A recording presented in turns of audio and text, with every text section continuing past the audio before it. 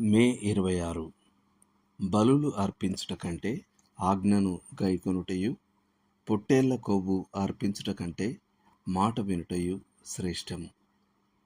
సమూయేలు మొదటి గ్రంథము 15వ అధ్యాయము 22వ వచనం. రాజైన సౌలుకు దేవుని ఆజ్ఞలు చాలా స్పష్టంగా ఉన్నాయి. అమాలేకీయులను హతం చేసి వారి ఆస్తి అంతటిని నాశనం చేయాలి. వాటన్నిటినీ ఏ దోపుడు సొమ్మును తీసుకోవద్దు.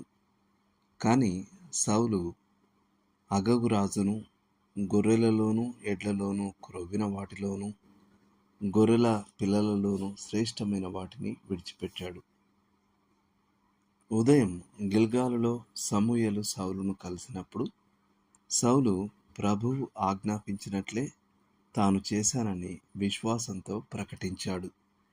కానీ సరిగ్గా అదే క్షణంలో పశువుల శాల గాయక బృందం తన సంగీత కచేరీని ప్రారంభించింది.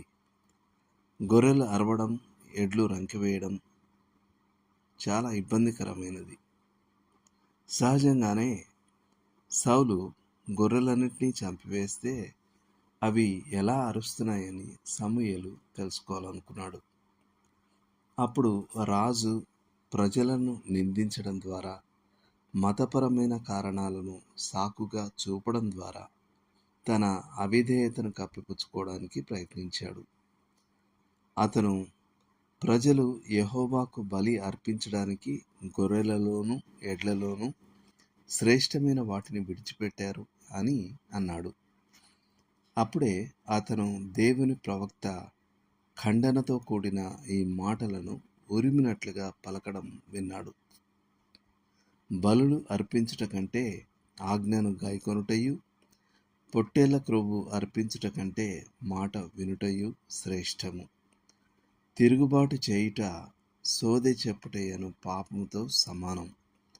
మూర్ఖత్వము మాయా విగ్రహారాధనతో సమానము. సమూయేలు మొదటి గ్రంథము 15వ అధ్యాయం 22-23 వచనాలు. ఆచారాలు, బలులు మరియు అర్పణల కంటే విధేయత చాలా ముఖ్యం.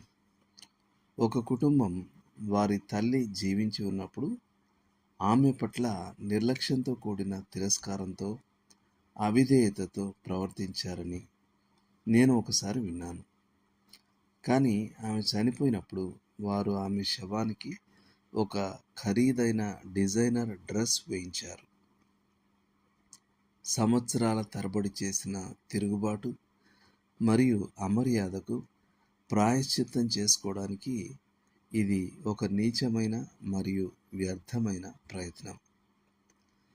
ప్రజలు ఈ విధంగా తాము విస్తృతమైన ప్రభావాన్ని చూపగలమనే కారణంతో ఒక లేఖన విరుద్ధమైన పదవిని లేదా లేఖన విరుద్ధమైన సహవాసాలను సమర్థించడం మనం తరచుగా వింటాం. కానీ దేవుడు అలాంటి కపటమైన సమర్థనలచే మోసగించబడడు. ఆయనకు మన విధేయత కావాలి. ఆయన మన ప్రభావ పరిధిని చూసుకుంటాడు. నిజం ఏమిటంటే మనం అవిధేయులుగా ఉన్నప్పుడు మన ప్రభావం వ్యతిరేకంగా ఉంటుంది. మనం ప్రభువుతో సహవాసంలో నడుస్తున్నప్పుడు మాత్రమే ఇతరులపై దైవిక ప్రభావాన్ని చూపగలం. విలియం గర్నాల్ ఇలా అన్నాడు: విధేయత లేని బలి దేవదూషణతో సమానం. మరియు మనం మన అవిధేయతను ఏదో ఒక భక్తిగల మతపరమైన సాకుతో కప్పిపుచ్చుకున్నప్పుడు అది మరింత అధ్వాన్నంగా మారుతుంది. దేవుడు మోసగించబడడు. దేవుడు మిమ్మల్ని దీవించును గాక. ఆమెన్.